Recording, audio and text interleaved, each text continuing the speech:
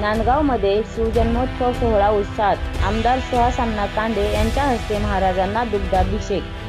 छत्रपती शिवाजी महाराज जन्मोत्सवानिमित्त आज शिवसृष्टी नांदगाव येथे आमदार श्री सुहास अण्णा कांदे व सौ अंजुमताई सुहास कांदे यांनी विधिवत पूजा करत छत्रपती शिवाजी महाराजांच्या पुतळ्याचा दुग्धाभिषेक केला।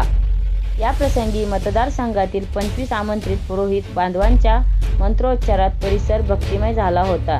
सुरुवातीला सार्वजनिक शिवजयंती उत्सव समिती नांदगावचे अध्यक्ष नितीन भाऊ कासलीवाल सपत्नी तसेच आमदार श्री सुहास अण्णा कांदे सपत्नीक पूजेस बसले होते।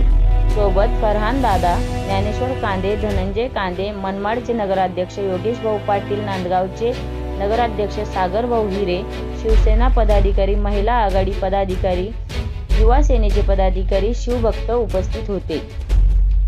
विधिवत पूजा केल्यानंतर क्रेनच्या सहाय्याने आमदार सुहास अण्णा कांदे, नूतन भाऊ कासलीवाल, अंजुमताई कांदे यांनी महाराजांच्या पुतळ्याचा दुग्धाभिषेक केला।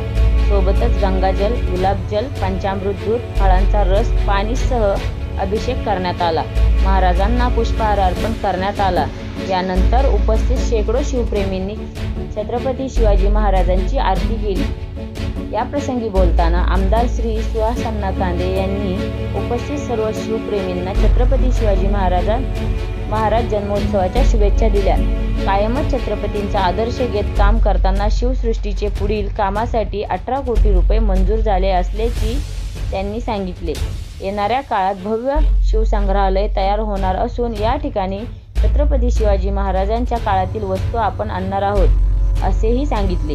यानंतर दुसऱ्या मजल्यावर शिवभोजनालय तसेच शिव वाचनालय होणार असून युवा पिढीला याचा फायदा होणार असल्याचे त्यांनी सांगितले।